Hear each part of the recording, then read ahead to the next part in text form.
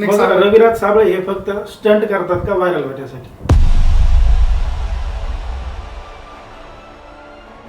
माझं नाव हे लोकांच्या हृदयामध्ये पोहोचलेलं आहे, तिथून ते कधीच निघणार नाही. कधी त्यांची छाती फाडून बघितलं तरी तुम्हाला माझं नाव दिसणारच आहे. आणि किती जणांना तुम्ही दाबणार? त्या ॲपमधून मी शेतकऱ्यांना जसं शिक्षक शिकवतो तसंच बोर्डवरती शिकवणार, शेतामधून शिकवणार, त्या झाडापाशी जाऊन शिकवणार आणि त्या शेतकऱ्याला शेतीकडे वळवणार. 28 लाख कमवल्यानंतर त्यातून 1-1.5 लाख देण्यात काय हरकत आहे? बरं, हे ठरलेलं आहे, बोलणी झालेली आहे. लोकांना तो स्टंट वाटत असेल तर बिंदास्त वाटू द्या. आमचा हा लढा कायम चालू राहणार. मुंबईला गेले, चॉकलेट खाऊन आले. मी रोज एखाद्या धरून ठोकतो, एखादा आमदार तरी घोवतो, मंत्री तरी घोवतो, पण माझ्याकडे मांडवली करायला कोणच नाही आलो. मांडवलीला येत नाही, तुमच्या ढुंगणावरती रट्टे द्यायला नक्की येतील. नमस्कार, जय शिवराय, जय भीम, जय लहूजी, जय मल्हार. तुम्हाला आंदोलनाचा एक चांगला प्रदीर्घ असा इतिहास आहे. खूप सारे आंदोलनं तुम्ही यापूर्वी केलेले आहेत. खूप साऱ्या केसेस तुमच्यावरती मी म्हणेल की रजिस्टर झाल्या. यावना आज भाषणामध्ये तुम्ही एक उल्लेख देखील केला की एकाच मॅटरमध्ये वेगवेगळ्या 13-14 ठिकाणी केसेस, 17 ठिकाणी केसेस दाखल झाले. काय वाटतं तुम्हाला, अशा पद्धतीनं केसेस दाखल करून आवाज दाबण्याचा हा प्रयत्न आहे का कुठे? मुळातच पोलिसांचे धमकी, पोलिसांची बळजबरी आणि हा गुन्ह्यांचा प्रकार म्हणजे चळवळीतल्या एका सर्वसामान्य शेतकऱ्याचा पोराचा आवाज दाबण्याचं हत्यार असं व्यवस्थेला वाटतं. पण मला नाही वाटत त्याने आवाज दबला जाईल. मुळातच व्यवस्थेला प्रश्न विचारणं म्हणजे कोणता देशद्रोह नसतो, तर व्यवस्थेला प्रश्न विचारणं म्हणजे त्या व्यवस्थेच्या समोर उभा असणारा आरसा असतो तो माणूस. आणि आम्ही तेच करत आहोत. मुळातच या गुन्ह्यांची किंवा उद्या पोलीस कारवाई होईल याची भीती वाटतच नाही, कारण की आम्ही भांडतो हे लोकशाही मार्गाने, संविधानाने दिलेले अधिकार वापरून. त्यामुळे या गुन्ह्यांची काही सवय झाली आहे. हे आता पुरस्कार रोजच नवीन गुन्हा आहे. नाही, काही फरक नाही पडत, कारण की गुन्हा काय असतो? बोलण्याचा. बोलतो कोणाला? व्यवस्थेला.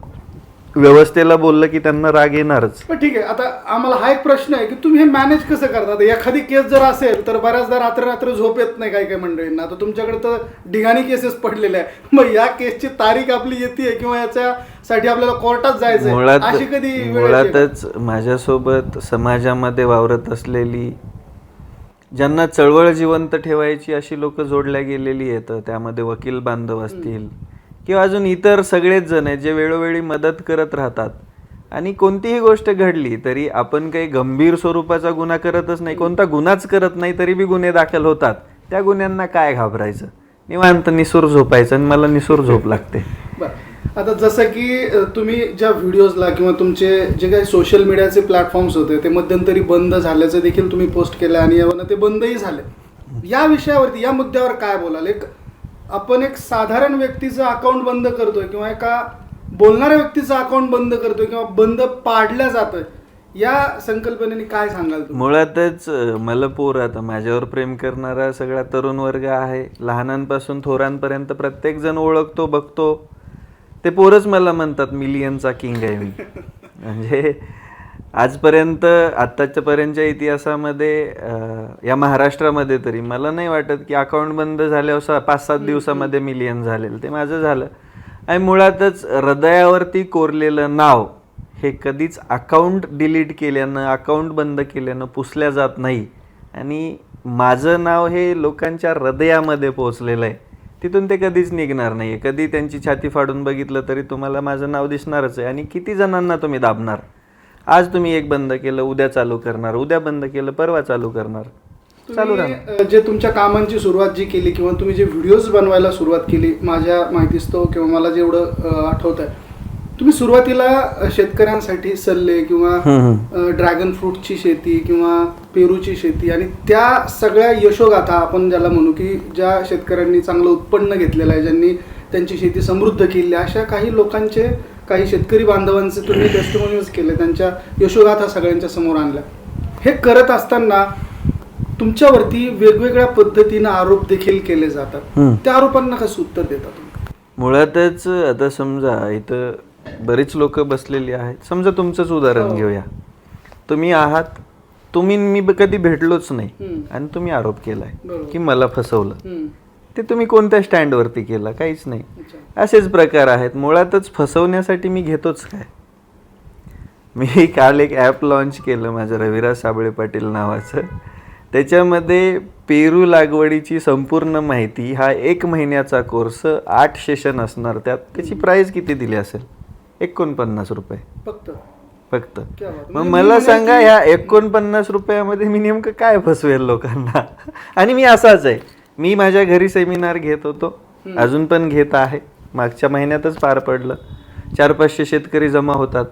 त्याच्यामध्ये 700 रुपयांनी आम्ही फीस गोळा करतो आणि त्या 700 रुपयामध्ये आम्ही त्या शेतकऱ्याला आल्यापासून चहा, जेवण, नाश्ता, त्याच समवेत हॉल असतो, बाकी साऊंड सिस्टीम असते, शेताची विजिट असते, त्यांना जागेवरती बसून पाणी असतं, त्याच समवेत त्यांना आलेल्या प्रत्येकाला आम्ही पेन आणि वही पण देतो. म्हणजे तर सगळ्या जेवढं काही त्यांच्याकडून घेतलं त्यांनाच दिलेलं जातं. याच मुद्द्यावरती बऱ्याचदा काही मंडळींच्या कमेंट्स, आता आज आपण अख्ख्या व्याख्यानात त्याच मुद्द्यांवरती ऐकलं देखील आणि वक्त्यांनी ते बोलले देखील की ज्या कमेंट्स असतात त्या कमेंट्स खूप काही सांगून जातात, किंवा बऱ्याचदा त्या कमेंट्स खाली असं लिहिण्यात येतं की 700 रुपये आमच्याकडनं घेतो, आम्हाला फसवतो, आम्हाला असं करतो वगैरे, अशा काही कमेंट मुळात त्यांनी भरलेलेच नसतात. हा, जे कमेंट करतात ते उपटसूळ लोक आहेत. पण म्हणजे मला मगाशी कोणी, म्हणजे मी मग कालपासून नोट, आता हे नवीन अकाउंट आहे ना, तर त्याच्यामध्ये आता हे फसवतो म्हणणाऱ्या लोकांमध्ये एवढा बी दम नाही की स्वतःचं व्यवस्थित प्रॉपर नाव यूज करून अकाउंट काढतील आणि त्याच्यावरून कमेंट करतील. फेक अकाउंट वरनं कमेंट करायचे आणि मग त्याला आपण त्याला कसं म्हणू की आरोप आहे तो. बरोबर. मुळात तो आरोपच करणाराच फेक आहे, तर आरोप पण फेकच बिनबुडाचं आहे असं म्हणायला हरकत नाही. आणि मी काय सांगत आहे तुम्हाला, 500 शेतकरी माझ्याकडे आल्यानंतर 700 रुपयांनी किती पैसे होतात? मग त्याच 500 शेतकऱ्या, 500 लोकांचं तुम्ही जेवण बनवा, त्यांना दिवसभर सांभाळा, माहिती द्या, परत पाठवा. किती खर्च होतोय बघा, तुम्हाला समजेल आम्ही किती आहेच. आता एवढ्या मंडळींचं उठबस करणं आणि त्यांना जेवणासकट इतर सगळ्या गोष्टी देणं, डेफिनेटली त्यात खर्च येईल. मला एक याच्यामध्ये आवर्जून सांगायचे, मागच्या सेमिनारमध्ये एक सुंदर किस्सा घडला. बारामतीचे शेतकरी होते. सेमिनारला फीस भरून आले, सेमिनार सगळं ऐकलं, प्रश्नोत्तराचा तास संपला आणि ते उभे राहिले. फक्त एकच एका लाईनमध्ये बोलले की रविराज सर, तुम्ही हे सेमिनार अरेंज करून आमच्यावर उपकार केला, खूप खूप आभारी आहे, आम्हाला खूप काही माहिती भेटली, आपण जिंकलो त्याच्यामध्ये. हे बघा, लोकांनी देवाला सोडलं नाही हो. मी तर रविराज आहे, सर्वसामान्य व्यक्ती आहे, त्यामुळं ह्या आरोपांनी यांनी काही फरक पडत नाही. आणि मी तुम्हाला स्पष्टपणे हे इथं सांगू इच्छितो की मी माझ्या आयुष्यामध्ये फक्त माणसं कमवलेत, पैसा कुठेच कमवला नाही. तुम्ही माझ्यासोबत होतात त्या हॉलमध्ये, फोटो काढण्यासाठी लागलेली रांग, झालेली गर्दी, म्हणजे ती माझी कमाई आहे. आणि ती मी जर फसवत असतो तर लोक जवळ पण नसते. एक माझा आणखी एक महत्वाचा प्रश्न आहे की आता सध्या काम तुमचं कुठल्या सेक्टरमध्ये सगळ्यात जास्त सुरू आहे? जे की जसं आपण बघतो की काही डाळिंब शेतकरी आहेत, किंवा ड्रॅगन फ्रूट्सचे शेतकरी आहेत, किंवा पेरूचे शेतकरी आहेत. सगळ्यात जास्त संख्या माझ्याकडे, शेतकऱ्यांचा ओढा कुठे आहे? मी तर सध्या फक्त पेरूमध्येच काम करतो. मी ड्रॅगन फ्रूटची माहिती ही व्हिडिओमधून देत होतो, पण मी कधी कन्सल्टन्सी दिली नाही त्या ड्रॅगन फ्रूटची. फक्त पेरूमध्ये सध्या काम केलेलं आहे. त्याच्यामध्ये माझ्याकडे आता 500 एकरच्या वरती शेती असेल शेतकऱ्यांची, कन्सल्टन्सी मार्फत. आणि आम्ही आता एक नवीन अभिनव उपक्रम आणलाय. म्हणजे जी लोक फसवतो वगैरे करता, किंवा जी लोक म्हणजे ज्यांना करायचं तर काहीच नाही तेच बोलतात, त्याच्यापेक्षा जास्त जालीम उपाय आणला. म्हणजे तो मी काल ॲप लॉन्च केलंय, रविराज साबळे पाटील नावाचं ॲप लॉन्च केलं. त्या ॲपमधून मी शेतकऱ्यांना जसं शिक्षक शिकवतो तसंच बोर्डवरती शिकवणार, शेतामधून शिकवणार, त्या झाडापाशी जाऊन शिकवणार आणि त्या शेतकऱ्याला शेतीकडे वळवणार. मग याच्यामध्ये फीस किती घ्यायची आहे ते कसं असतं माहिती आहे? आता समजा मी फ्रीमध्ये दिलं तर त्याची व्हॅल्यू राहणार आहे का? तर मग आम्ही 49 रुपयामध्ये शेतकऱ्यांना शिकवणार. ही ऑफर आम्ही 15 ऑगस्टपर्यंत ठेवली आहे. एवढा रिस्पॉन्स आहे ना, 3000 लोकांनी आतापर्यंत ते परचेस केलं. मी सरांना दाखवलं, आता आकडावी दाखवला. खरंच अभिनंदन. आणि खरं तर त्या शेतकऱ्यांचं अभिनंदन की ते तिकडे जॉईन झालेत, कारण येणाऱ्या काळात त्यांना त्या माध्यमातून खूप साऱ्या गोष्टी ऐकायला, शिकायला, बघायला मिळणार आहेत. सो आता जे शेतकरी आहेत किंवा ज्या यशोगाथा आम्ही याच्या अगोदर तुमच्या पाहिलेल्या आहेत, काय काय अनुभव, एखाद दुसरा चांगला अनुभव काय आहे मुळातच मी कोणत्याही शेतकऱ्याची यशोगाथा दाखवत नाही. मी ज्या शेतकऱ्याला तुम्ही उभा ज्या केलं वेळेस मी मी आता मी ते पेरून सांग घेता, मीच तेच मी पुढे म्हणेन की ती यशोगाथाच मी आहे, पुढे कारण- सांगत आहे तेच. Okay, carry on. यशोगाथा म्हणजे काय की यशोगाथा म्हणजे दिखावायच्या गोष्टी. मी शेतकऱ्यांना ते दाखवतो जे आम्ही उभा केलंय. मी समजा एक शेतकरी रॉ शेतकरी माझ्याकडे तो मला म्हणतो पेरू लावायचा आहे. आम्ही त्याच्या शेतामध्ये पेरू लावतो. पेरू अगदी 14 महिन्यामध्ये उत्तम आणतो आणि छाती ठोकून सांगतो की या शेतामधून आम्ही हे केलं आणि शेतकऱ्याने हे कमवलंय. आता मी बऱ्याच वेळा तुम्ही व्हिडिओ बघितला, कधी पेरू हातात असतो, मागच्या वेळेस तर पैसेच हातात होते. मग ते पैसे लोकांसमोर का घेतले त्याचं रिझन आहे. माझा देणारा शेतकरी अगदी अभिमानाने देतोय, अगदी प्रेमाने देतोय आणि ते प्रेमाने देत असताना त्याच्या मनामध्ये कसलीच शंका नाही आहे. मागच्या वेळेस बाबा बोलताना म्हणजे ज्यांनी पैसे दिले ते बोलताना बोलून गेले 28 लाख कमवल्यानंतर त्यातून 1-1.5 लाख देण्यात काय हरकत आहे. बरं हे ठरलेलं आहे, बोलणी झालेली आहे. मग देणाऱ्याला प्रॉब्लेम नाही, घेणाऱ्याला प्रॉब्लेम नाही. प्रॉब्लेम आहे तो समाजामधल्या विकृत मानसिकतेला आणि त्यांचा काही फरक पडत नाही आहे. हा रविराज कधीच तुम्हाला सापडणारच नाही आहे. कारण की मी जे करतो ते माझ्या सर्वसामान्य शेतकऱ्यांसाठी करतो आणि ते बोलून केलेलं असतं. सगळ्यात इम्पॉर्टंट गोष्ट काय आहे तर बोलून करणं आणि मी कायम ते बोलून करत आलो आहे. त्यामुळे आजपर्यंत माझं नाव टिकलेलं आहे. 9 वर्ष झालं मला या शेती क्षेत्रात. 9 या 9 वर्षामध्ये मी खूप अनुभव अनुभवले. पण याच्यामधून मी कायम एकच गोष्ट शिकलो, हरायचं कधीच नाही आहे. आपल्याला लढायचं आहे आणि जिंकायचं आहे. ज्या पद्धतीनं पेपर फुटीचं एक प्रकरण समोर येतं त्याबद्दल काय वाटतं बरं? मुळातच इथली सिस्टीम भंगार झाली आहे सर. इथलं प्रशासन भ्रष्ट आहे, इथली व्यवस्था भ्रष्ट आहे, इथले राजकारणी निस्ते स्वार्थी येतात आणि यांना आपण निवडून देतोय. सगळ्यात पहिलं तर भारतातील जनतेनं सुधारायची गरज आहे. ज्यावेळेस निवडणुका येतात जेव्हा पाण्यासारखा पैसा खर्च होतो त्याच्यामध्ये सर्वसामान्य मतदारांचा पण हात असतो. तो पैसा कुठे वाटला जातो त्या वाटणाऱ्यांनी आणि ते पैसे घेणाऱ्यांनी या लोकशाहीचं सगळ्यात मोठं नुकसान केलं आहे. मुळातच इथली व्यवस्था सुधारायची असेल तर आज रोजी प्रत्येक भारतीयानं ती जबाबदारी स्वीकारणं गरजेचं आहे. निवडून देताना लोकप्रतिनिधी शिक्षित आणि समाजाची जाण असणारा असावा. त्याच समवेत इथल्या व्यवस्थेला पैसे देण्याच्या ऐवजी प्रश्नांची सरबत्ती दिली तर इथली व्यवस्था जागेवरती वटणीवरती येणार आहे. हे पेपर फुटीची प्रकरणं म्हणजे लेकरांच्या विद्यार्थ्यांच्या आयुष्यावरती अक्षरशः घालाय. त्यांनी करिअर नेमकं काय करायचं हा प्रश्न आहे. त्यांच्या मनामध्ये शंका आहे आणि इथल्या व्यवस्थेने इथल्या शासनाने एकच ठरवलं आहे की या लेकरांचं खच्चीकरण करायचं आणि आपली वोट बँक साबूत ठेवायची. कारण की पडेगा इंडिया तो बडेगा इंडिया. पण यांना ते पडू द्यायचं नाही आहे, त्यांना शिकू द्यायचं नाही आहे. कारण की शिक्षण हे वाघिणीचं दूध आहे.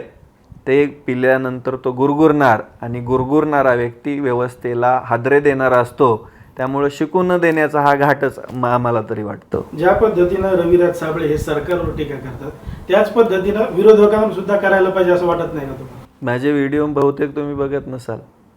मी काय म्हणतात ना, जो चुकतो त्याला बोलतो. समजा उद्या जर काँग्रेसच्या एखाद्या व्यक्तीने चुकीचं वक्तव्य केलं तर त्याची कपडे फाडायचं सगळ्यात पहिलं काम रविराज करतो. माझं जुनं अकाउंट गेलं बघा, त्या अकाउंटवरती काँग्रेसच्या त्या प्रत्येक नेत्याला झापलेलं आहे.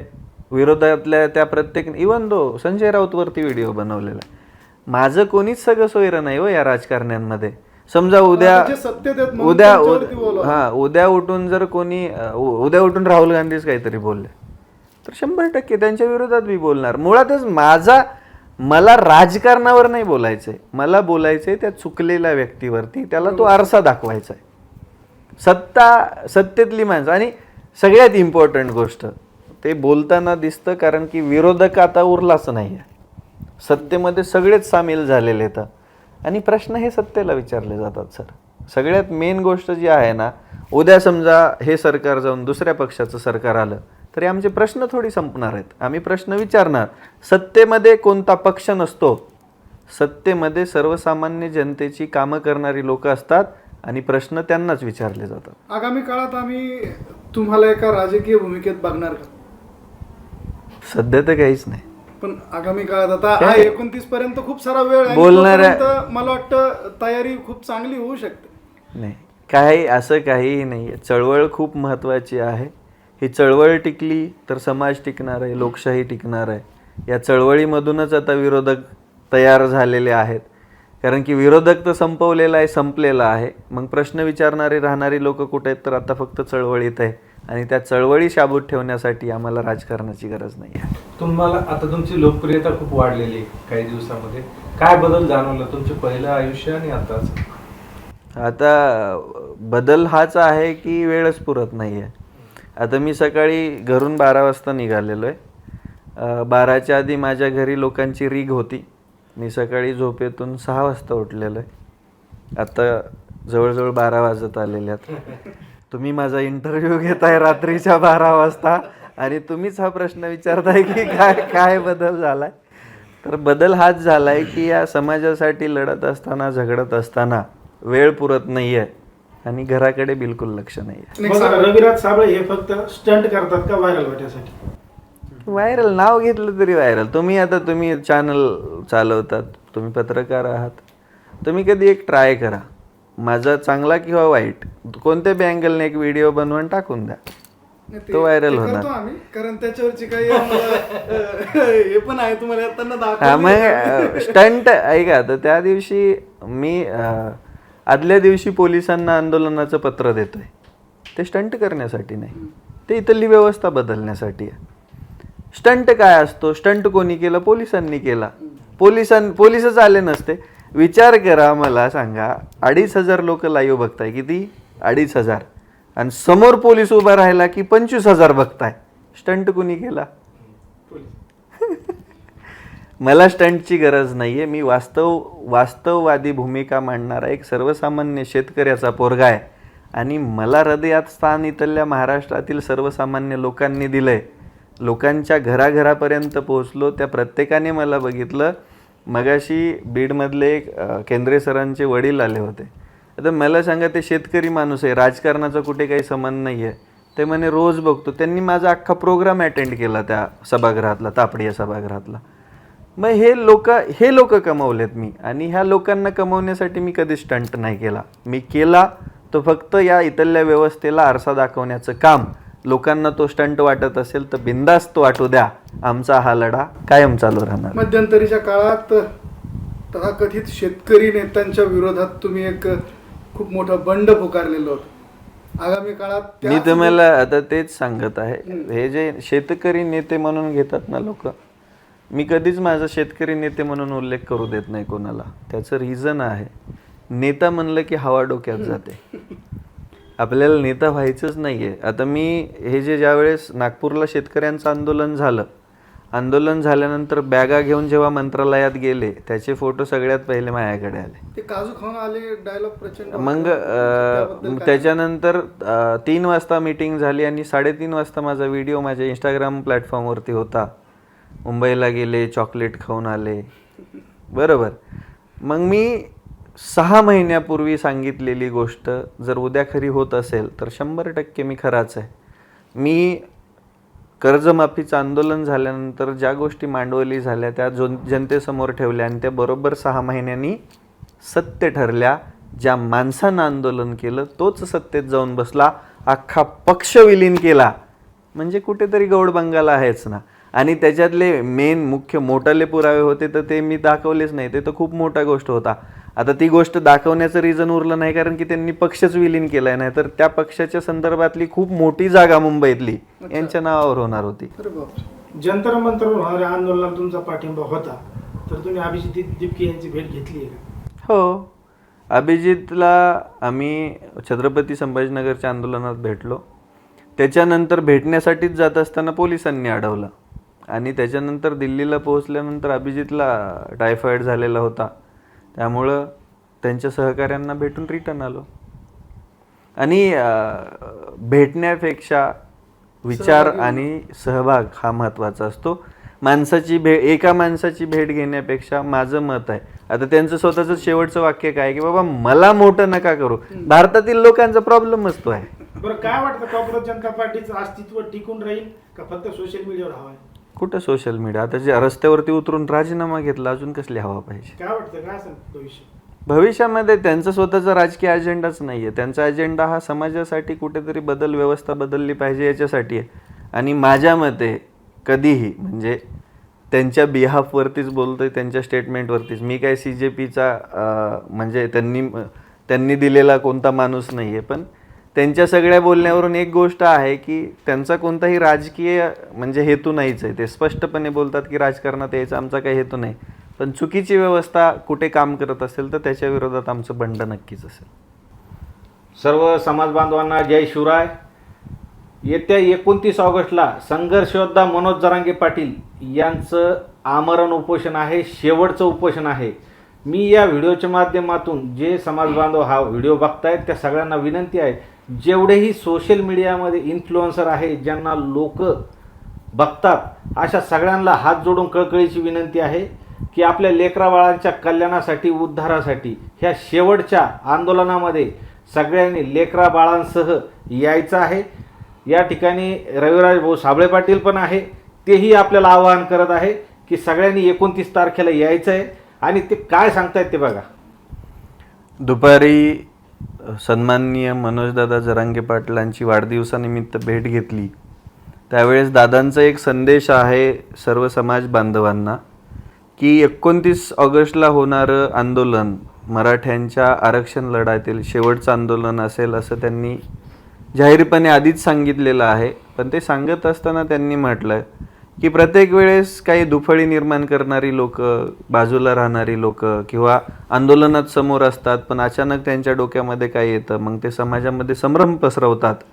त्या सर्वांना एक आव्हान आहे, त्याच समवेत मराठा समाजातील त्या प्रत्येक बांधवाला हे आव्हान आहे की तुमची कोणतीही अडचण असू द्या, समजा उदाहरण द्यायचं झालं तर तुम्ही जात प्रमाणपत्रासाठी अर्ज दिलाय, पण तो अर्ज निकाली न निघता तुम्हाला सर्टिफिकेटच नाही भेटलं, त्याची पोच घेऊन तुम्हाला अंतर्वलीत यायचं आहे, तुमची व्हॅलिडिटी होत नाही, तुम्ही ते कागदपत्र घेऊन अंतर्वलीत यायचं आहे. एखाद्या अभ्यासकाला अडचण आहे, एखाद्या अभ्यासकाला प्रॉब्लेम आहे, त्याने पण त्या आंदोलनामध्ये सहभागी व्हायचे, त्याची अडचण जाणून घ्यायची आहे. त्याच समवेत सारथीचे प्रॉब्लेम आहेत, कोणत्याही समाजासाठी असणाऱ्या शिक्षण संस्थांचे प्रॉब्लेम आहेत, तुमच्या व्याजाचा परतावा येत नाही आहे, ही म्हणजे महामंडळाच्या व्याजाचा परतावा, हे सगळे काही प्रॉब्लेम आहेत. या सगळ्या प्रॉब्लेमला एकच सोल्युशन आहे, ते म्हणजे 29 ऑगस्टचं शेवटचं मराठा समाजासाठीचं आंदोलन. का तर त्या दिवशी तुम्ही तिथं उपस्थित असाल तर तिथल्या तिथं सरकारकडून तो प्रॉब्लेम सॉल्व्ह करून घेण्यात येईल. आता काल परवा दिवशी बैठक झाल्यानंतर मुख्यमंत्री महोदयांनी पत्रकार परिषद घेऊन सांगितलं की आमच्याकडे तर अर्जच नाही आले. मग हाच तर प्रॉब्लेम आहे, तुम्ही पुढे यायलाच तयार नाही आहे. तुम्ही अर्ज करताय आणि मागे बोलताय की आम्हाला भेटलं नाही, आमचा फायदा नाही झाला, तुम्ही लढला किती, हा प्रश्न निर्माण होतो. म्हणून यावेळेचं आंदोलन जरा वेगळं आहे. ज्या कोणत्या व्यक्तीला प्रॉब्लेम आहे, ज्या कोणी अर्ज केलेला आहे, ज्याला कोणाला कोणताही मग समाजाच्या प्रश्नांसंबंधित कोणताही अडचण आहे, त्याने कागदपत्रासहित 29 ऑगस्टच्या होणाऱ्या शेवटच्या आंदोलनाला उपस्थित राहायचं आहे. माझी तुम्हाला ग्वाही आहे, दादांनी स्पष्टपणे सांगितलंय, तिथल्या तिथं त्या प्रॉब्लेमचा तुकडा पाडला जाईल, म्हणजे तिथल्या तिथं तो सॉल्व्ह केला जाईल. हीच सगळ्यांना विनंती. साबळे पाटलांना एक प्रश्न आहे. काही जण म्हणतात की मनोज जरांगे पाटील समाजाची दिशाभूल करतात आणि उठसूट आंदोलन करतात. कुठलंही आंदोलन करत असताना, आता आंदोलनातले एक मोठे व्यक्ती पण आपल्यासोबत आहे, कुठलंही आंदोलन करत असताना त्याच्या चांगल्या बाजू असतात, वाईट असतात. जर मनोज जरांगे पाटील मॅनेज झाले असते तर आज वेळोवेळी महिन्या 2 महिन्याला ताठ मानेने माणूस जगू शकत नाही. आज हे ताठ मानेने कुठले आंदोलन करून जेव्हा ताठ मानेने येतात तर ते निष्कलंक असतात, म्हणजे एकही रुपयाचं लाजिनदार नसते.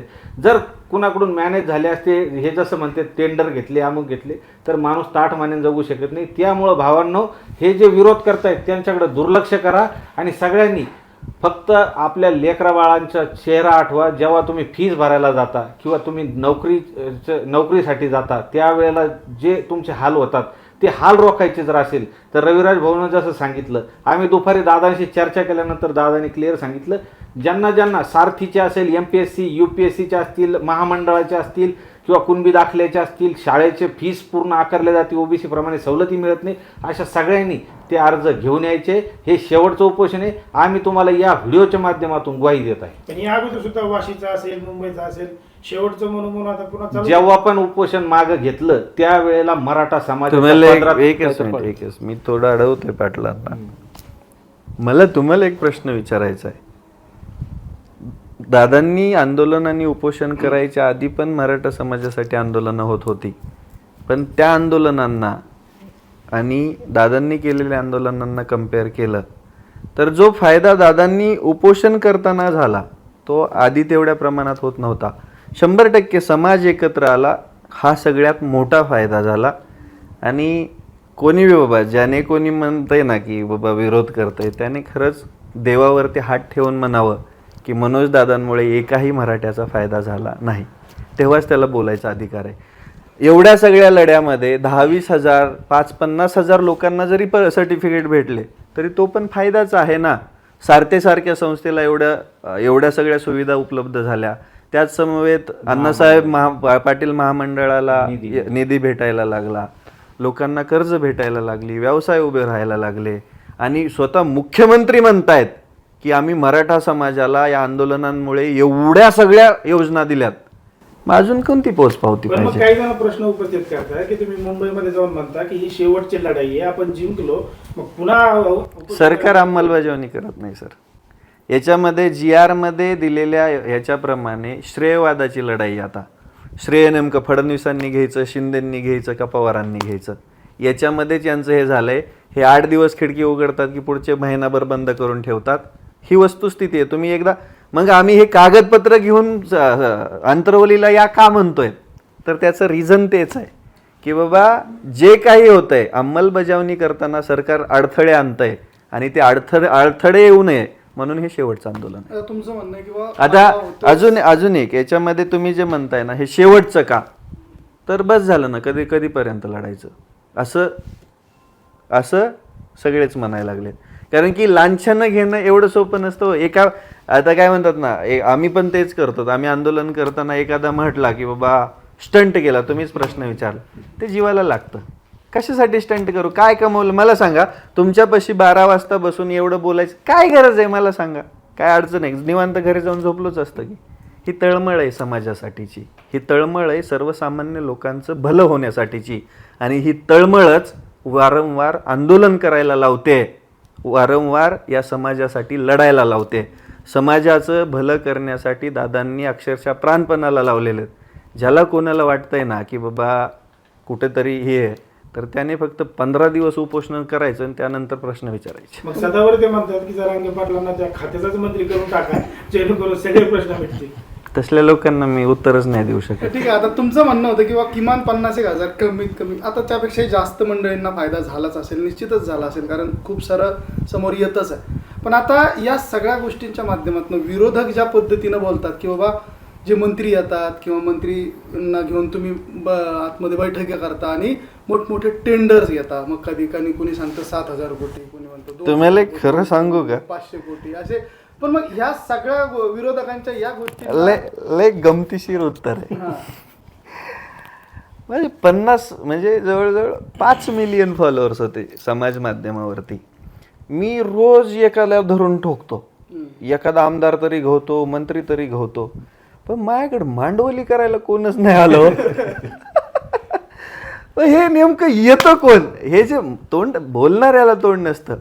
बरं मला सांगा, मी तुम्हाला एक सिंपल प्रश्न विचारतो. जर समाजाचा फायदा नाही झाला तर तुम्ही मगाशी नाव घेतलं किंवा जे चुना लावून बोंबलतात, भाज्याकडे पाहून जिलेबी मारतं ते म्हणजे जे चुना लावून बोंबलतात, हे का म्हणतात की बाबा आता ओबीसीचं आरक्षणच उरलं नाही, भेटलंय म्हणून तर असं म्हणतात ना.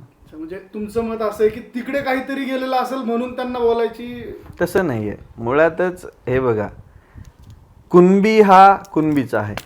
काय कुणबी कुणबीचं सर्टिफिकेट भेटलं म्हणजे तो पहिल्यापासून ओबीसीचा आहे ना. मागणी तीच आहे. म्हणजे कोणाचं काढून कोणाला द्यायचा प्रश्नच निर्माण होत नाही. जे हक्काचं आहे तेच दिल्या गेलेलं आहे. आणि माझं मत आहे, माझं स्पष्ट मत आहे, जसं तुम्ही म्हणतात, आता तुम्ही सगळे पत्रकार बांधव एकदम सगळ्या प्रश्नावरती हे असतात, सजग.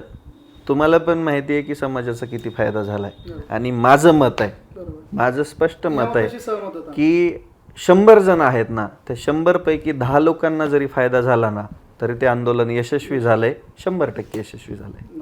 नाही, नुकतेच आता तुम्ही जे म्हणताय की मनोज जरांगे पाटील मॅनेज झाला असे बरेच जण म्हणताय. 6 कोटी मराठा समाज आहे. नुकतेच- परवा दिवशी मी पत्र्यामध्ये भेटलो होतो त्यांना, पत्र्याचीच खोली होती.